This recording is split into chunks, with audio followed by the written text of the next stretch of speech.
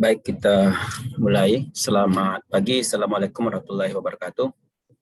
Waalaikumsalam warahmatullahi wabarakatuh. Salam sehat selalu semuanya. Semoga selalu sehat ya. Saya diamanahi oleh Bu Iis Aisyah, Iis Sarifah untuk memberikan materi 2 kali pertemuan ya pada mata kuliah pemuliaan mutasi, yaitu pendugaan parameter genetik populasi hasil mutasi. Ya, untuk bagian 1 kita diskusikan hari ini, bagian 2 minggu depan. Nah, pada pertemuan sebelumnya ya sudah disampaikan bagaimana kegiatan pemulihan mutasi ya. Mulai dari agen mutasi seperti apa dan bagaimana perubahan genetik, perubahan genom gitu ya, akibat dari agen mutasi yang diberikan. Lalu kemudian juga bagaimana mutasi itu diterapkan pada tanaman menyerbuk sendiri, kemudian menyerbuk silang, dan membiak vegetatif. Ya. Pada tanaman menyerbuk sendiri juga sudah disampaikan setelah perluasan keragaman genetik melalui mutasi, metode seleksi apa yang digunakan. Ya. Bagaimana melakukan seleksi hasil mutasi. Ya. Yang biasanya tanaman menyerbuk sendiri itu diperbanyak dengan biji. Sehingga bagaimana mutan-mutan ya, hasil mutasi itu difiksasi, kemudian dievaluasi dan menjadi varietas baru. Ya. Demikian juga dengan tanaman menyerbuk silang. Tentu kaedahnya adalah akan sama dengan metode seleksi tanaman menyerbuk silang yang perluasan keragaman genetiknya melalui persilangan buatan misalnya. Ya. Jadi mutasi itu adalah dalam rangka perluasan keragaman genetik. Ya. Selanjutnya metode seleksi evaluasi itu akan sama. Ya. Demikian juga dengan tanaman membiak vegetatif. Ya. Di pemulihan mutasi itu bisa jadi merupakan salah satu cara terbaik ya untuk tanam biak vegetatif, terutama yang vegetatif obligat ya, di mana perluasan keragaman genetik tidak dapat dilakukan melalui persilangan buatan, manggis misalnya ya, karena apomiksis jadi tidak bisa menggabungkan 2 gamet walaupun diperbanyak dengan biji ya, bukan hasil penggabungan gamet, sehingga alternatif yang termudah ya adalah pemulihan mutasi menggunakan mutasi ya. Yang lainnya saya kira rekayasa genetika, kemudian ya persilangan buatan tapi menggunakan populasi, menggunakan awal pembentuknya itu diulang kembali. Ya. Jadi bisa saja itu adalah pemulihan mutasi ini adalah cara terbaik ya untuk tanaman yang membiak secara vegetatif. Ya, mengapa dilakukan mutasi? Saya kira juga di awal pertemuan Bu Iis, Pak Suranto itu juga sudah menyampaikan ya. Bisa jadi karena gennya memang tidak ada, tidak tersedia karakter yang kita harapkan itu di dalam populasi, sehingga tidak memungkinkan untuk persilangan buatan. Ya, ini mutasi itu adalah membentuk gen baru, ya, yang fungsional atau merubah menjadi sesuatu yang baru yang fungsional. Ya, itu mutasi. Persilangan itu tidak bisa membentuk gen. Dia hanya menggabungkan gen-gen yang sudah ada yang mungkin tadinya tidak terekspresi dengan baik menjadi terekspresi ya karena ada inisiasi dari gen yang lain, atau juga karena berkumpulnya gen-gen itu menjadi satu sehingga ekspresi menjadi lebih baik. Ya, karakternya menjadi lebih baik. Itu persilangan. Tidak bisa dia membentuk gen. Ya, membentuk gen itu adalah melalui mutasi. Apakah itu mutasi alami maupun mutasi buatan. Ya. Jadi kalau misalnya gennya tidak ada dalam populasi, alternatifnya adalah mutasi. Tentu dipelajari lintasan biokimianya, kemungkinan dia akan dapat dan bagian mana kira-kira yang akan dituju agar hasil sesuai dengan harapan. Ya. Nah, kemudian pemulihan mutasi juga dipilih karena misalnya bagian yang ingin dirubah tidak ingin terlalu banyak. Karena kalau melalui persilangan buatan, ya dengan 50% dari betina, 50% dari jantan, ya gamet jantan dan gamet betina bertemu sehingga genetik individu F1 5% dari bapak dan 5% dari ibu, maka bapak ikut campur terlalu banyak. Meskipun ada cara misalnya di backcross berkali-kali, tapi tidak menutup kemungkinan backcross itu juga akan terjadi pindah silang dan ya karakter atau gen yang masuk ke dalam tetua betina itu kalau tidak sulit sekali untuk memperkecil ya, segmen-segmen gen itu peluangnya relatif tidak mudah. Yang masuk adalah satu kromosom. Itu yang jadi satu kromosom dari kalau karakter itu yang dapat berarti kromosom itu gitu. Jadi kromosom nomor 1 mensak kromosom. Jadi sekitar 10% lah akan merubah misalnya kalau dia jumlah kromosomnya 10 ya. 1 dari 10. Jadi satu kromosom utuh itu yang masuk. Sehingga 10% karakter itu akan masuk dari yang jantan. Nah, kadang-kadang ini tidak diinginkan. Terlalu banyak kalau 10%. Kita hanya 1% saja. Atau hanya satu karakter malah yang kita ingin rubah. Perbaiki. Yang lain sudah bagus semua. Nah ini kadang-kadang dipilih meskipun persilangan buatannya mudah. Bisa dilakukan dengan mudah. Tanaman itu gampang bersilang.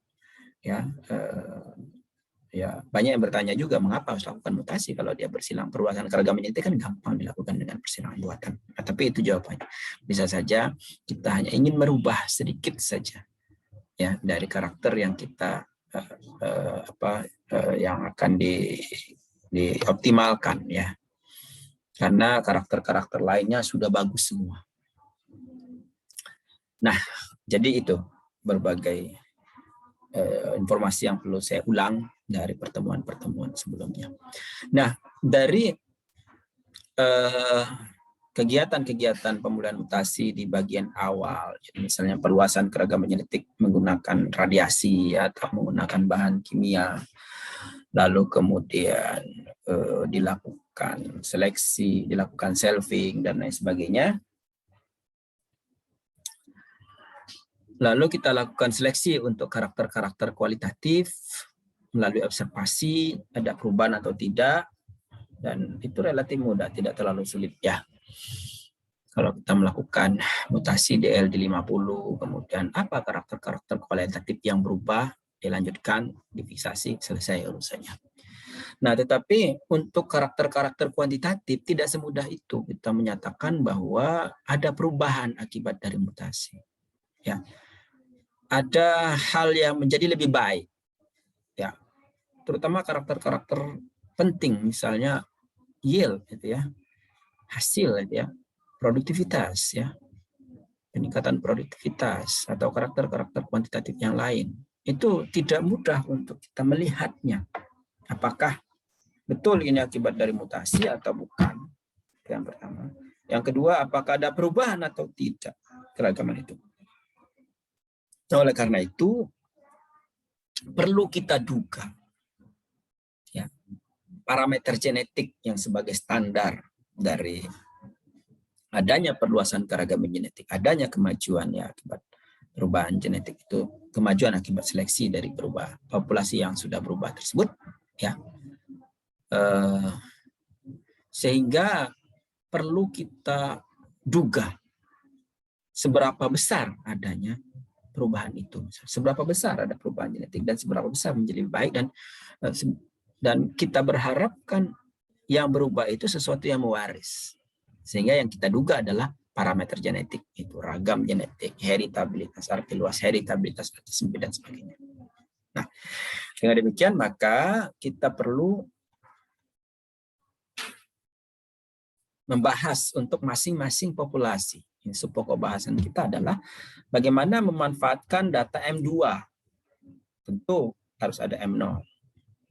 Bagaimana memanfaatkan data M3 dan M2 menggunakan data nilai tengah misalnya. Bagaimana kalau sudah terfiksasi di M5, ya, baik melalui seleksi maupun tidak, jadi selfing terus dapat M5 baru diduga keragaman genetiknya, atau dilakukan seleksi sehingga terjadi galur-galur yang ini, kemudian kita cek ya parameter genetiknya. Atau memanfaatkan data tetua dan turunan M2 dengan M3, M3 dengan M4, M4, M5. Data-data populasi yang masih bersegregasi. Tidak mungkin M1 dengan M2 atau M0 dengan M1, tidak mungkin. Ya. Jadi M2 dan M3, M3 dan M4 dan seterusnya, dan di mana kedua tetua itu tidak dilakukan seleksi. Ya. Jadi data tetua dan turunan tidak lakukan seleksi. Kalau lakukan seleksi maka kita bisa masuk ke poin 2, pokok bahasan 2. Ada rata-rata M2, ada rata-rata M3, ya. Kemudian nilai tengahnya kita manfaatkan untuk menduga parameter genetik. Yang berikutnya adalah memanfaatkan analisis ragam. Biasanya populasinya sudah fix, ya, sudah bisa diulang, atau kalaupun belum bisa diulang sudah menjadi populasi-populasi yang berupa galur begitu, sehingga ulangan itu adalah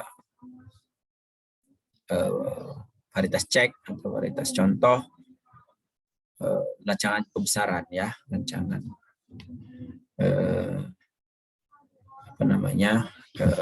tanpa ulangan hanyalah cek. Nah, pendugaan parameter genetik untuk tanaman hasil mutasi ini sangat bergantung kepada perkembangbiakan tanaman. Mana kira-kira metode yang akan dipakai, ya. Jadi sama dengan informasi yang kita pelajari sebelumnya. Apakah itu tanaman menyerbu sendiri yang diperbanyak dengan biji, contohnya kedelai, padi, kacang-kacangan lainnya dan lain sebagainya. Atau tanaman menyerbu silang yang berbanyak dengan biji, contohnya jagung. Atau tanaman yang menghasilkan biji namun lebih sering berbanyak secara vegetatif, ini vegetatif fakultatif, anggrek misalnya, mangga, karet, durian yang bisa diperbanyak dengan biji, tapi lebih sering, lebih umum itu secara vegetatif. Atau yang keempat adalah memang satu-satunya cara untuk vegetatif obligat namanya, contohnya manggis dan pisang triploid. Ya, kalau pisang diploid termasuk yang berbiji. Pisang diploid dan pisang tetraploid misalnya, itu kemungkinan masuk poin 3. Dia adalah vegetatif fakultatif. Mari kita lihat satu persatu. Ini adalah tanaman menyerbu sendiri yang diperbanyak dengan benih, biji. Ya, contohnya adalah kedelai, padi, gitu adalah tanaman model, saya kira padi.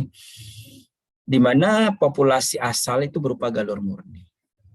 Kita usahakan ada populasi asal berupa galur murni karena ini adalah studi genetik, studi parameter genetik, ya, agar mudah kita dalam menduga ragam-ragam yang kita harapkan. Nah, tentu perbaikan karakternya adalah kuantitatif. Kita lakukan deraan terhadap bagian tanaman atau organ tanaman atau benih begitu, ya, untuk memperbaiki karakter kuantitatif itu menggunakan agen mutasi fisik dan kimia misalnya, ya. Fisik yang umum dilakukan adalah sinar gamma. Nah, lalu populasi yang galur murni tadi itu kita sebut dengan M0. M0 ya, berupa galur murni. Kalau varietas yang sudah dilepas yang diperjualbelikan itu galur murni. Sehingga kalau kita gunakan varietas langsung itu berupa galur murni. Ya. Kalau ada keraguan-raguan tanam satu musim kemudian dibuang off type-nya Rochewing untuk menghindarkan kalau dia ada benih tercampur atau mengalami mutasi secara alami. Nah, dari M0 tersebut lalu dilakukan induksi mutasi, mutagen. Dalam hal ini yang umum dipakai adalah radiasi sinar gamma misalnya. Tentu kalau untuk karakter kuantitatif radiasi sinar gammanya LD50 ke bawah, tidak terlalu besar. Kalau perlu LD20 saja. Atau kalau karakternya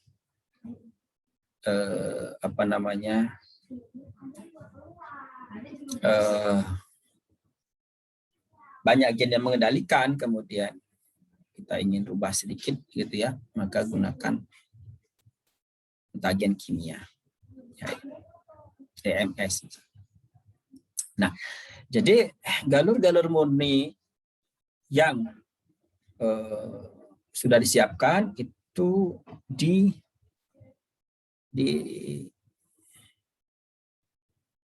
beri perlakuan mutagen, ya, radiasi misalnya.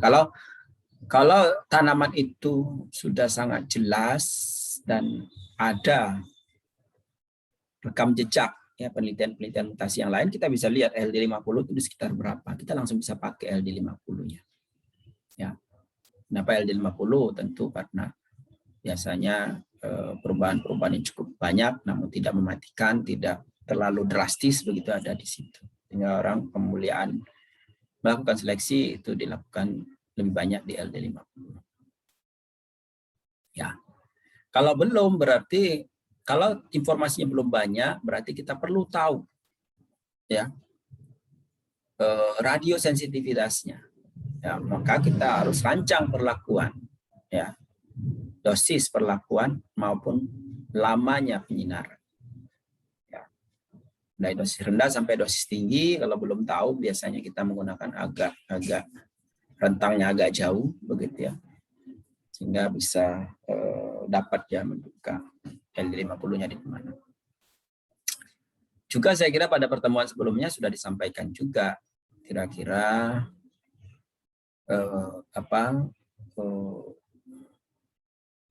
bahan yang dilakukan mutasi itu bagian apa? Apakah kadar airnya cukup tinggi? Kalau kadar airnya sangat tinggi, runlet misalnya bibit, maka dosisnya sangat rendah.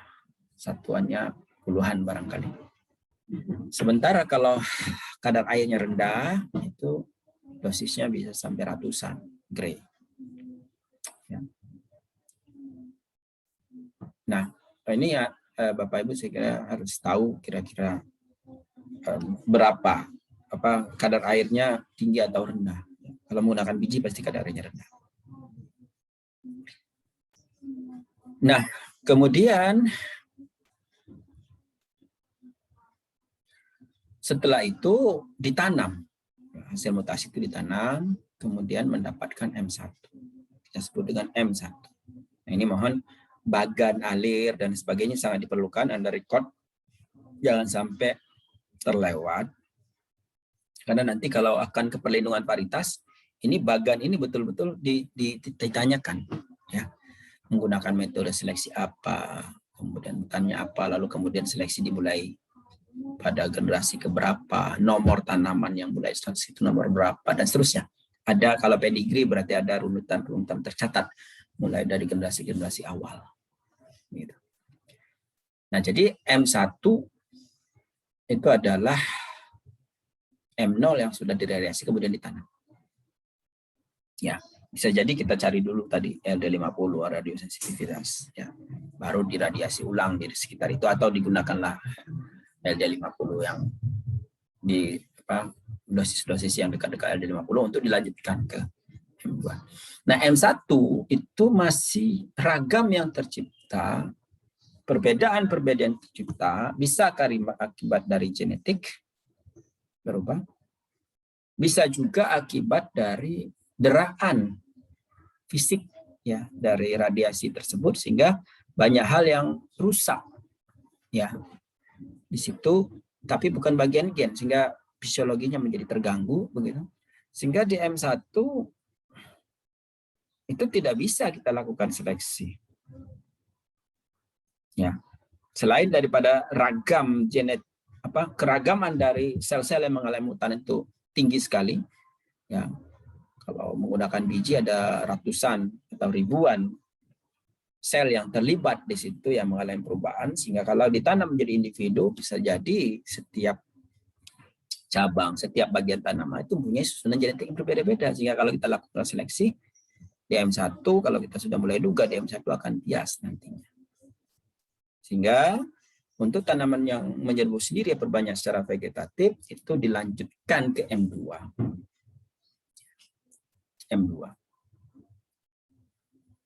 Nah, dari M2 baru mulai kita lakukan seleksi. Karena M2 itu kan adalah berasal dari satu sel zigot.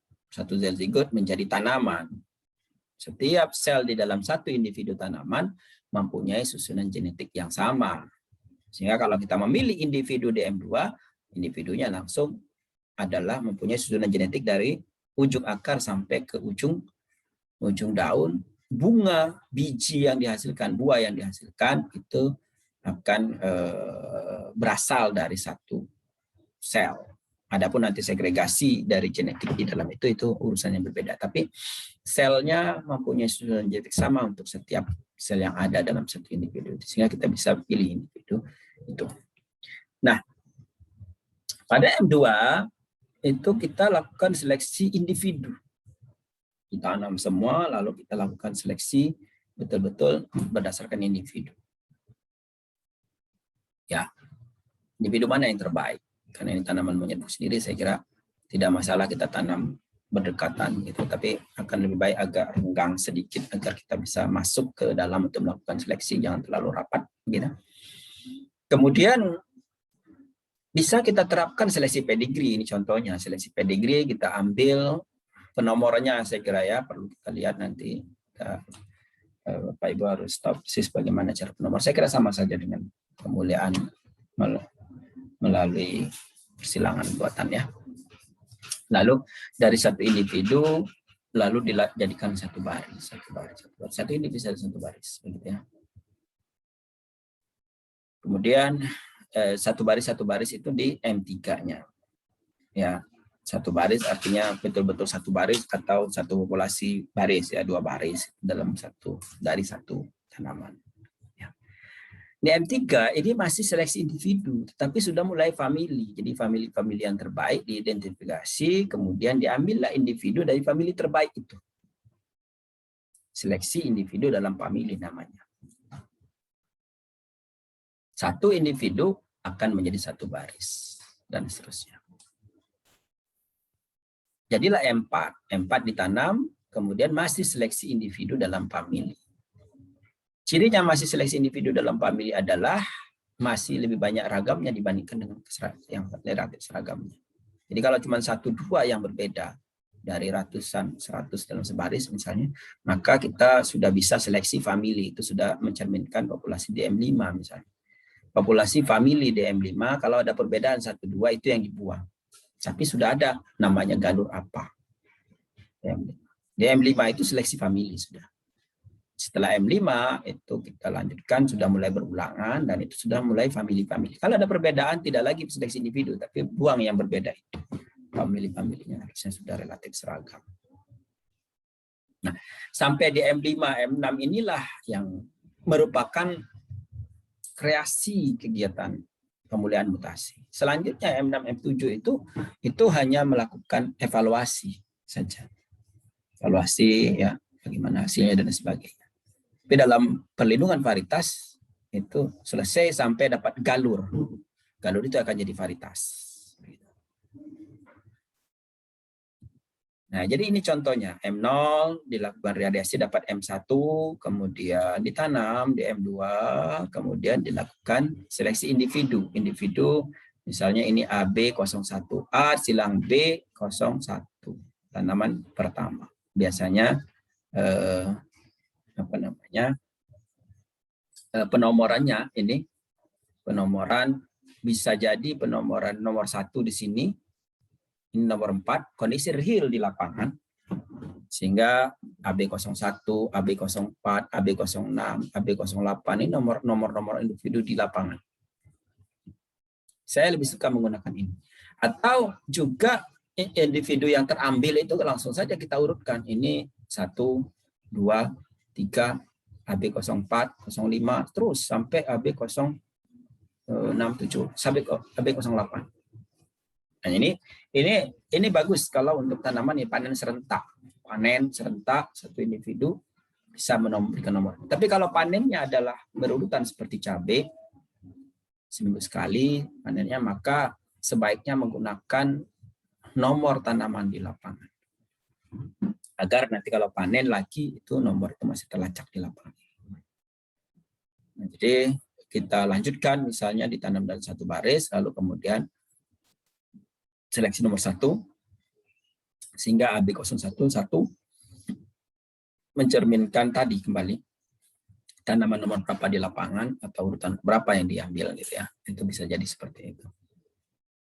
Nah, kalau urutan berapa yang terambil bisa saja 01 terus karena misalnya satu individu yang terambil ya 1. Nah, jadi dari populasi di sini tadi ada M0, M1, M2, M3, M4, M5, maka kita bisa menggunakan populasi-populasi itu untuk menduga parameter genetik. Sebagai contoh ini. Ya. Namun sebelum sampai ke sini, apakah ada pertanyaan dari informasi yang saya sampaikan?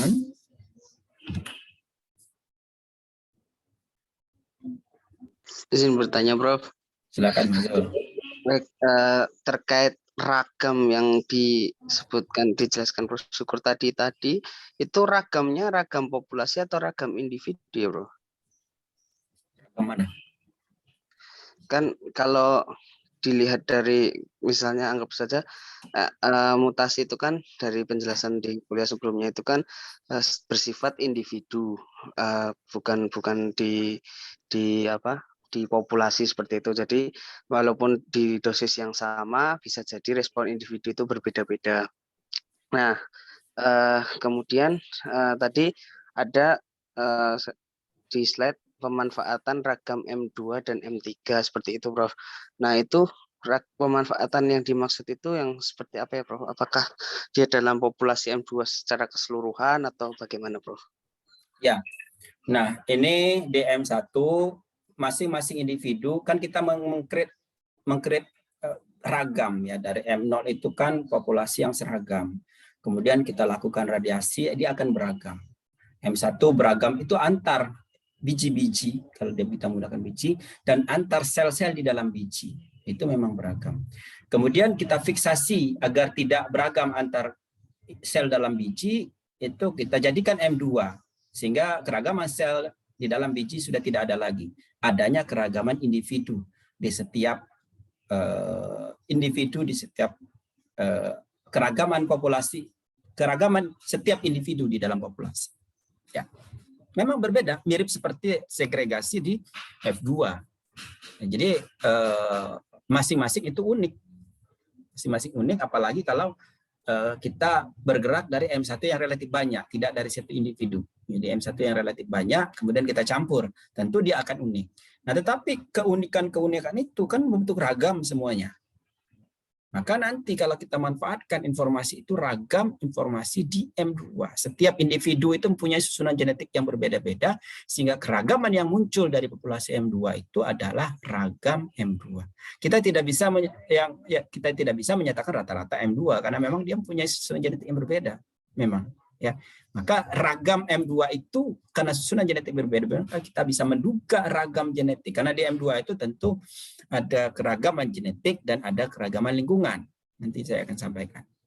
Ya, nah jadi kita akan menggunakan ragam individu-individu dalam populasi M2 untuk menduga ragam fenotip.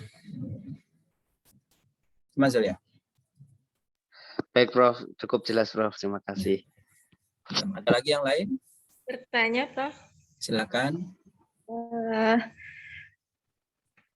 Apakah bisa itu nanti dicampur, Pak? Artinya metodenya M1, M2, M3 itu bulk, kemudian seterusnya pedigree gitu, atau apakah boleh seperti itu?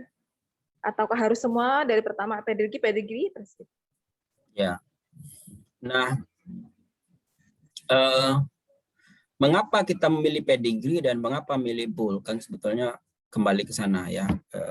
Kalau misalnya ternyata ragam aditif di populasi itu lebih besar dibandingkan dengan ragam dominan, maka kita sebaiknya melakukan seleksi pedigree. Saya kira berlaku sama saja dengan yang perluasan akibat dari persilangan buatan. Nah, kalau ternyata ragam dominan lebih besar dibandingkan ragam aditif, maka kita harus lakukan seleksi di akhir, seleksi di M5. Itulah pentingnya pendugaan parameter genetik. Ya, sesungguhnya ya. Kita ingin cek apakah itu dapat tidak aditif dan dominannya dan seterusnya dan apa yang lebih besar. Nah, pedigree biasanya bisa saja kita ada satu generasi kita bulk misalnya, tapi kita tulis. Jadi misalnya ada strip nomor, strip B gitu bisa. Kita berarti bulk pada saat itu. Tapi metode pedigree dan metode bulk sesungguhnya mempunyai filosofi yang berbeda. Ya. Jadi kalau misalnya seleksi bulk tentu pada generasi lanjut, gitu ya. Tidak lagi bisa setelah bulk ada pedigree-nya enggak. Jadi karena seleksi lanjut itu sudah fix, kita sudah dapatkan populasi yang murni di M5. M5 kita ambil individu. Kalau dia sudah murni, kita lanjutkan ke M6, berarti kan sudah jadi galur murni. Tidak perlu. Kalau misalnya ada keragaman yang tinggi di M6, berarti ada yang keliru, ada yang tidak pas itu sampai ke M5 itu. Tidak perlu diambil yang itu, kita harus ambil yang seragam. Ada kemungkinan misalnya dalam keadaan masih heterozigot di M5. Sehingga tidak perlu lagi kita mengidentifikasi individu-individu di M6. Kita mengidentifikasinya populasi. Ya. Karena secara teori dia di atas 90% homozigositasnya. Jadi kalau kita menggunakan pedigree, masih memungkinkan kita menggunakan satu generasi, dua generasi bulk. Jadi strip B gitu ya, strip tanaman lagi, apa nomor lagi. Tapi kalau kita menggunakan bulk, tidak mungkin tidak pas lagi kalau kita ada nomor setelah bulk, begitu ya. Nah, biasanya orang melakukan seleksi agak ragu di tengah, gitu ya. Bulknya modifikasi juga kadang enggak gitu. Misalnya M4 mulai lakukan seleksi. Nah, M4 kita tahu tidak terlalu seragam ya, artinya masih ada keragaman. Sehingga pada saat M5 itu masih ada seleksi individu dalam famili. Nah, itu bisa kita beri nomor bulk. Ya. Bulk diberi nomor, berarti kan ada bulk tidak generasi fix di ujung, gitu ya. Nah, ini akan terlihat nomornya harusnya tidak terlalu panjang, tidak sama dengan pedigree. Tapi masih dalam keadaan bulk, di situ dicatat, pada generasi berikutnya baru misalnya strip 2, strip 3 langsung fix ya, 2 atau 3 nomor belakang itu sudah selesai, sudah galur murni. Begitu. Itu kira-kira, Bu. Ya.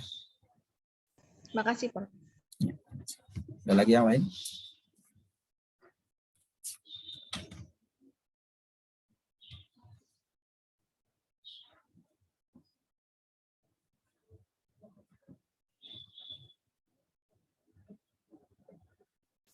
Nah, jadi kita memanfaatkan ragam M2 dan ragam M0. Rancangan penanamannya begini. Populasi M2 kita tanam sebanyak mungkin yang kita bisa kelola. Minimal 200 tanaman. Ya, 500 baik, 1000 lebih baik. Kemudian populasi M0 ini dibuat minimal 3 ulangan. Semakin besar populasi yang kita buat, ulangan harus semakin banyak. Kenapa? Karena berarti semakin lingkungan akan semakin beragam, lingkungan tumbuhnya. 1000 tanaman dengan 200 tanaman, lingkungannya sudah berbeda. Ya, 1 hektar dengan 1/4 hektar akan berbeda. Sehingga kalau 1 hektar, maka ulangannya harus cukup banyak terwakili di sana. Kenapa perlu ulangan yang cukup banyak pada M0? Karena M0 itu populasi galur murni. Populasi galur murni. Kalau dia populasi galur murni, tidak ada keragaman harusnya secara genetik. Kalau ada perbedaan keragaman di situ, maka perbedaan-perbedaan itu akibat dari lingkungan. Sehingga populasi M0 itu adalah menduga ragam lingkungan. penting kita katakan tadi disampaikan di awal bahwa M0 itu adalah galur murni. Karena kalau tidak galur murni maka tidak bisa menduga ragam lingkungan. Ya, menduga ragam yang lain nanti kita akan lihat. Masih bisa M0 itu tidak galur murni, tetapi berarti kita anggap bahwa M0 itu adalah ragam lingkungan dan genetik sebelum mutasi. Sementara M1 adalah genetik setelah mutasi. Setelah dikurangi akan habis juga genetik sebelum mutasinya, sehingga yang tersisa adalah genetik setelah mutasi. Nah, jadi populasi M0 dibuat 3 ulangan, menyebar di antara 200 tanaman itu, sehingga yang kita ingin duga kan ragam lingkungan. Ya. Lingkungan tempat tumbuh dari M2. Karena lingkungan M2 itu nanti akan masuk menjadi ragam fenotip. Karena ragam fenotip adalah ragam lingkungan dan genetik. Populasi M2 amati semua. Semua yang kita tanam amati. Ini yang sampai oleh Mas Zul tadi, bahwa karena M2 itu individu basisnya. Setiap individu mempunyai susunan genetik yang berbeda-beda. Ya. Sementara M0 boleh tanaman contoh, tapi terwakili masing-masing ulangan. Kalau kita menanam ulangan itu 20 tanaman per ulangan, mungkin kita perlu hanya 10 tanaman saja per ulangan. Ya, 3 ulangan berarti kita perlu 30 tanaman. Lalu kita bisa duga dari ragam itu. Ragam M2 adalah ragam fenotip, ragam M0 adalah ragam lingkungan. Ya. Tadi, ya, karena kita tanam di semuanya itu, karena jadi perbedaan yang terjadi itu akibat dari perbedaan lingkungan. Sehingga kalau dikurangi karena ragam M2 itu adalah ragam fenotip, di mana ragam fenotip itu ragam genetik dan ragam lingkungan. Sementara ragam M0 itu adalah ragam lingkungan, maka yang tersisa adalah genetik. Sehingga ragam genotipe itu adalah ragam di M2 dikurangi ragam M0. Dapatlah kita, karena ragam genetik itu kita tidak bisa keluarkan mana ragam aditif, ragam dominan, mana epistasis, maka dapatlah heritabilitas arti luas. Kira-kira itu di sini. Ya. Nah, kalau ternyata Bapak Ibu akan bekerja dengan banyak populasi. Oke. Populasi ini, populasi ini, populasi ini. Maka heritabilitas bisa diduga dari masing-masing populasi itu. Atau Bapak Ibu bekerja juga dengan dosis yang berbeda-beda. Bisa kita duga dosis LD 20, LD 50, dosis yang seperti itu kita bisa duga juga, bisa kita bandingkan. Ternyata heritabilitas arti luas pada dosis LD 50 misalnya lebih baik dibandingkan dengan LD 20 atau sebaliknya. Jadi tidak perlu dicampur semuanya, bisa tidak dicampur. Walaupun secara keseluruhan bisa saja dicampur lalu dicek ya heritabilitas akibat dari mutasi. Tapi kalau kita ingin akibat dari dosis itu, bisa kita bandingkan dosis A, dosis B, dosis C, masing-masing punya ragam genotipnya, punya heritabilitasnya, maka kita bisa duga masing-masing heritabilitas di setiap populasi itu.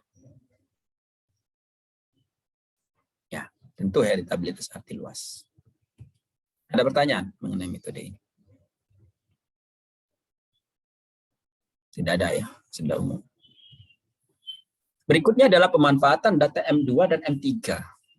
Nah, ini kita sudah tahu bahwa ketika M2 ditanam, lalu ada nilai tengahnya, kemudian diambil tanaman-tanaman terpilih di M2, dilanjutkan ke M3, lalu dapatlah nilai tengah M3.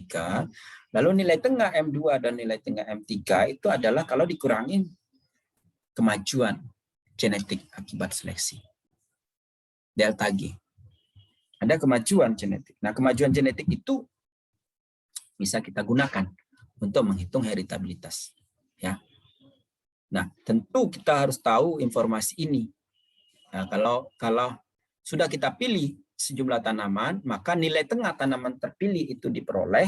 Nilai tengah tanaman-tanaman terpilih itu, jadi kalau kita pilih 10 tanaman, kemudian kita balik lagi 10 tanaman itu bagaimana datanya, lalu kita rata-ratakan dari 10 tanaman itu, dikurangi rata-rata populasi M2-nya, dapatlah itu adalah S, diferensial seleksi. Saya kira di mata kuliah yang lain juga sudah kita bahas itu. Diferensial seleksi inilah yang kemudian menjadi pembagi dari populasi, dari delta G yang diperoleh. Jadi delta G dibagi dengan S atau ragam M3 dikurangi M2 dibagi ragam S. Bukan ragam ini, nilai tengah M3 dikurangi nilai tengah M2 dikurangi nilai tengah SM dikurangi ini dibagi ini, maka dapatlah heritabilitas. Dan ini adalah heritabilitas arti sempit karena delta G itu menunjukkan peran dari ragam aditif. Ragam aditif itulah yang menyebabkan dia kemajuan akibat seleksi. Nah, jadi ini sangat penting. Jadi kalau misalnya kita peroleh M2, M3, kita peroleh M2 dengan M0, maka heritabilitas arti luas kita peroleh, heritabilitas arti sempit kita peroleh. Dari situ bisa kita, kalau kita sudah dapat informasi ini, maka heritabilitas arti sempit ya dibagi dengan heritabilitas arti luas, maka itu dapat peran dari aditif ya. Peran dari ragam aditif itu seperti apa? Akan terlihat. Nanti peran ragam aditifnya seperti apa? Kemudian sisanya adalah non aditif. Non aditif itu dominan dan epistasis. Nah, dari sini kelihatan. Jadi, kalau heritabilitas arti sempitnya besar, jadi misalnya 80, heritabilitas arti luasnya itu adalah 90, berarti 80/90. Kembali bahwa konsep heritabilitas itu seperti apa, nah harus paham ya. Jadi heritabilitas arti sempit yang tadi di atas, itu heritabilitas arti luas yang tadi di atas, itu adalah bagaimana peran genetik terhadap lingkungan. Ya, peran genetik terhadap dibandingkan dengan fenotipnya, berarti mana lebih besar, genetik atau lingkungan perannya. Sementara heritabilitas arti sempit itu adalah peran genetik aditif terhadap genetik total ya, lalu dibandingkan non aditifnya, karena dia genetik total, lingkungan sudah tidak diduga lagi di situ, sudah habis oleh pembagian itu tadi ya, sehingga yang tersisa adalah peran ragam aditif saja.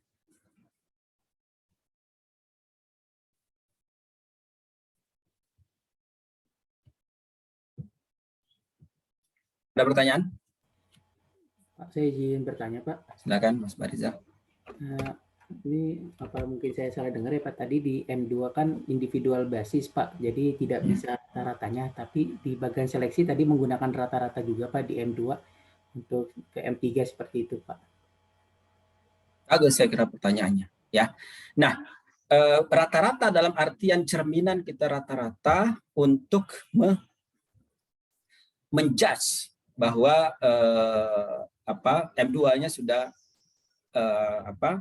M2-nya adalah di sekitar itu. Ya. Nah, rata-rata yang dimaksud ini harus dikombinkan dengan ragam. Ini kan rata-rata nih. Kombinkan dengan ragam.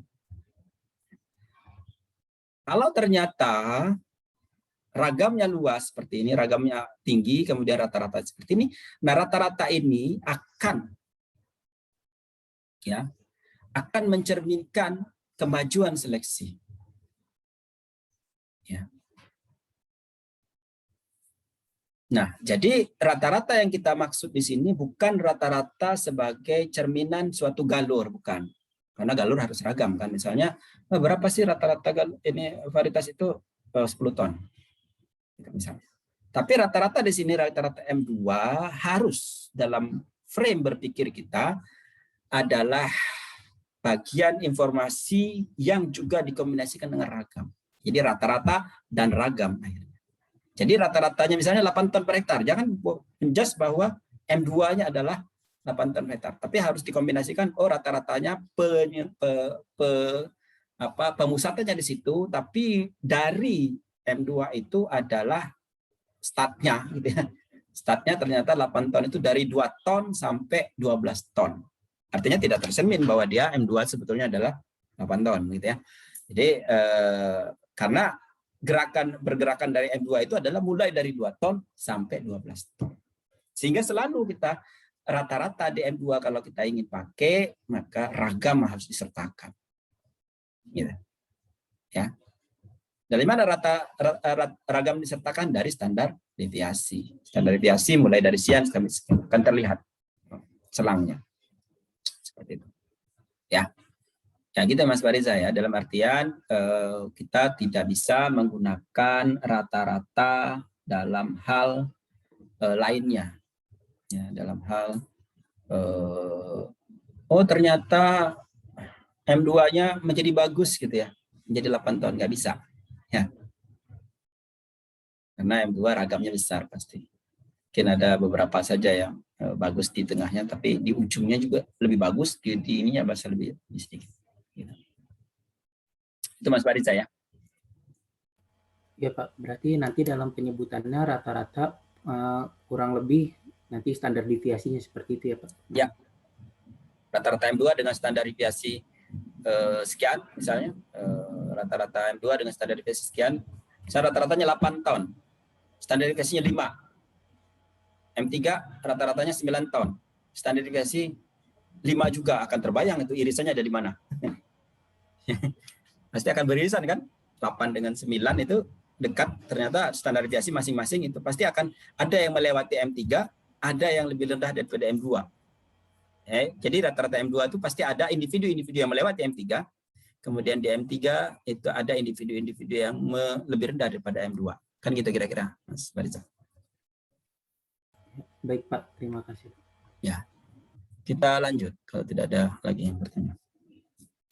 Ini tadi seleksi pedigree, saya kira kita bisa memanfaatkan informasi di situ.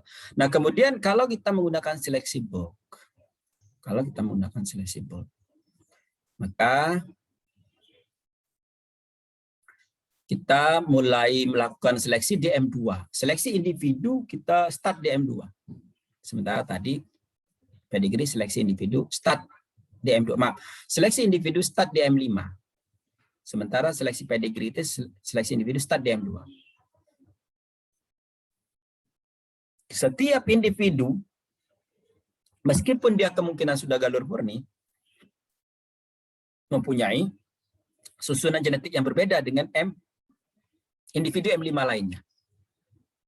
Nah, ini agak berbeda dengan M5 di pedigree. M5 di pedigree itu sudah merupakan jalur-jalur, sudah merupakan family-family. Sementara M5 di sini adalah individu-individu. Sehingga kita bisa menduga ragam di M5. Kalau seleksi bulk. Kalau seleksi pedigree ragam di M5 harus agak hati-hati, bukan individu jadi basisnya, family-family nanti. Ya. Jadi kita ambil rata-rata dari family-family, baru kemudian kita buat ragam dari family-family itu. Gitu ya. Nah, kalau di M5 menggunakan seleksi bulk, maka individu-individu di M5 ini yang kita pakai untuk menduga ragam. Karena dia memang antar individu mempunyai susunan genetik yang berbeda-beda. Ya, saya ulangi lagi, kalau menggunakan pedigree di M5 itu sudah berupa family-family. Sehingga family-family itu dirata-ratakan karena dia sudah sama. Kemudian dari rata-rata family dibuat ragam dengan family-family yang lain. Tentu kita berarti berharap familinya banyak ya, 50, 60 atau 100 family. Lalu kemudian kita buatkan ragam antar family. Nah, sementara kalau di sini adalah individu-individu di M5 ini. Baru kita buatkan ragam. Nah, rancangannya adalah sama seperti tadi. Setiap individu kita tanam minimal 200. Ya. Semampu kita. Di atas 200 bagus. Ya. M0 kita buat minimal 3 ulangan. Ya, mirip dengan yang tadi. Semakin besar populasi M5, ulangannya harus semakin banyak untuk menduga lingkungan. Ulangan menyebar di antara 200 tanaman tersebut. Rancangan pengamatan juga sama, populasi M5 itu diamati semua. Kalau dia bulk, kalau dia pedigree bagaimana? Nah, kalau dia pedigree mungkin saja tidak diamati semua, tapi di antara family-family itu bisa menjadi tanaman contoh, karena dia sudah galur murni. Gitu. Ya, kalau ini M5 seleksi bulk, maka M5 diamati semua, sehingga Anda harus punya informasi. Kalau dipublikasikan, informasi M5 itu berasal dari mana. Ya. Kalau Anda basisnya individu-individu, berarti M5 kita tahu belum pernah dilakukan seleksi sebelumnya. Bulk modifikasi. M0 boleh hanya tanaman contoh saja. Lalu M5 karena ragam yang tercipta akibat dari genetik, setiap individu mempunyai susunan genetik yang berbeda, dan lingkungan, M0 adalah ragam lingkungan, sehingga mirip tadi dengan pemanfaatan M2. M5 dikurangi ragam M5 dikurangi ragam M0 dibagi dengan ragam M5, ya, ragam fenotip, maka itu adalah heritabilitas arti luas. Bisakah kita menduga relatif sempit sini? Belum bisa, kecuali kalau kita punya M4. M4 dengan M5 tanpa melakukan seleksi. Maka M4 dan M5 itu kita bisa menggunakan regresi parent offspring.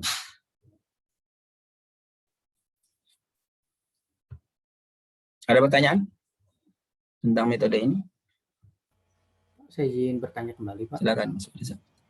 Misalnya kita menggunakan bulk, tapi dari M2 atau M3 itu kita belum individu basis, Pak, belum seleksi individu, namun kita pakai yang terbaiknya, Pak, kita ambil gitu. Jadi nggak semuanya di bulk, Pak. Nah, itu perhitungan ragamnya itu nanti sama seperti ini, Pak, untuk heritabilitas arti luasnya, Pak, dari M5 ke M0 yang kita mulai seleksi individu juga di M5, Pak. Ya, jadi kita tidak melakukan seleksi, kita melakukan modifikasi misalnya, ya. Lakukan modifikasi, ya kita sudah mulai mengarah kepada mana-mana kira-kira kita pakai gitu ya.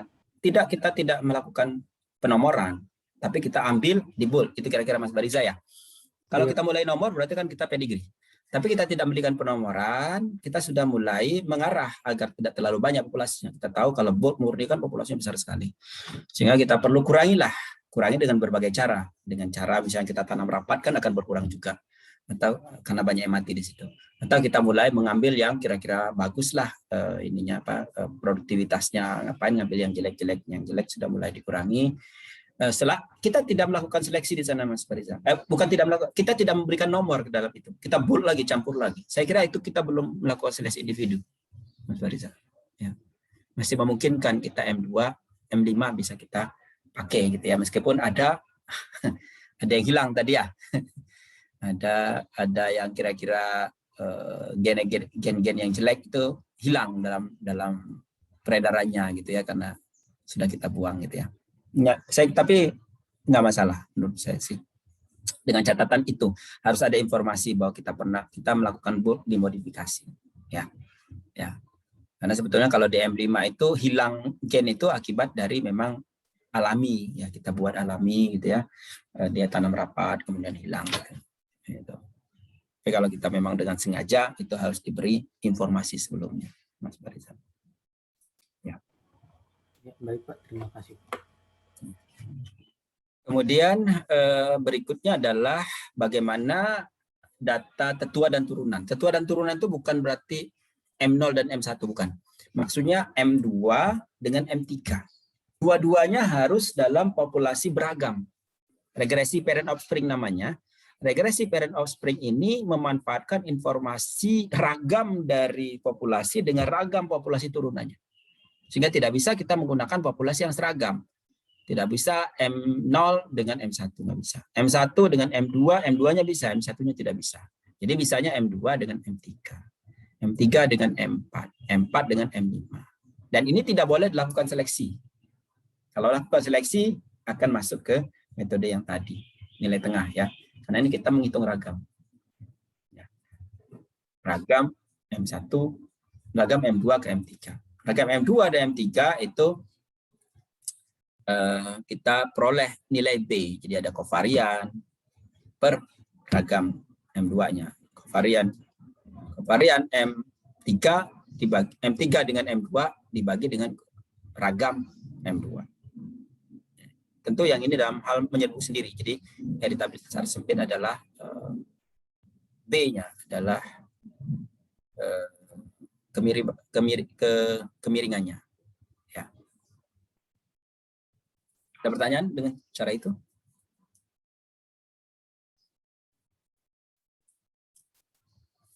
Yang terakhir ini adalah menggunakan data analisis ragam. Ya, tentu menggunakan rancangan lingkungan. Salah satunya RKLT atau yang lainnya, rancangan perbesaran misalnya ya. Ulangan minimal 2 agar derajat bebas ulangan tidak 0. Dapat ditanam di beberapa lokasi atau musim untuk mendapatkan ragam interaksi mutan dan lingkungan. Ya. Mutan dengan lokasi, mutan dengan musim misalnya, ya, atau mutan dengan lingkungan. Populasi mutannya sudah berupa galur murni, jadi sudah di M6, M7 gitu ya. Jumlah populasi harus agak-agak banyak. Jadi maksudnya mutannya itu harus agak, kalau cuma 2-3 itu tidak cukup. Kalau satu lokasi maka mirip dengan yang kajian kita sebelumnya. Kita bisa menduga ragam genetik. Namun ragam genetik yang agak bias karena interaksinya tidak. Kita asumsinya kalau satu lokasi tidak ada interaksi genetik dengan lingkungan.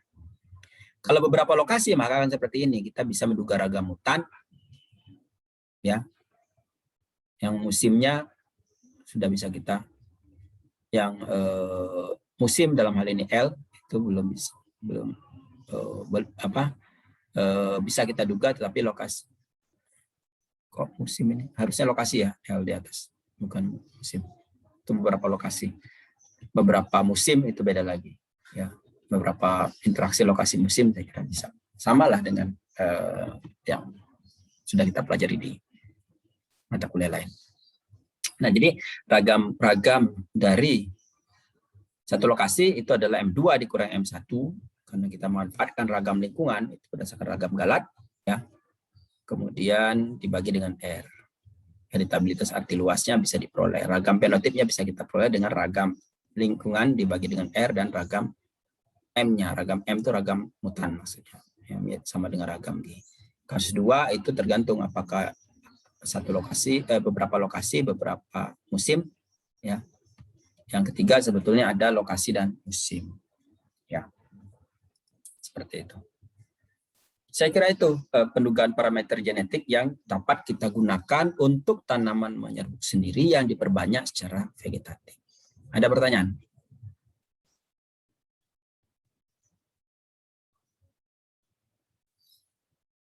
Ya, jadi sekali lagi ini adalah untuk karakter-karakter kuantitatif, ya. Sementara untuk karakter kualitatif itu melalui observasi. Kalau tidak ada pertanyaan, kita cukupkan sampai di sini. Kita lanjutkan pada pertemuan berikutnya. Namun kalau ada diskusi di WA Group, silakan ya. Apa yang kira-kira ingin diperdalam, nanti saya akan respon. Terima kasih atas perhatian Bapak Ibu semua. Assalamualaikum warahmatullahi wabarakatuh. Waalaikumsalam. Waalaikumsalam. Waalaikumsalam warahmatullahi wabarakatuh.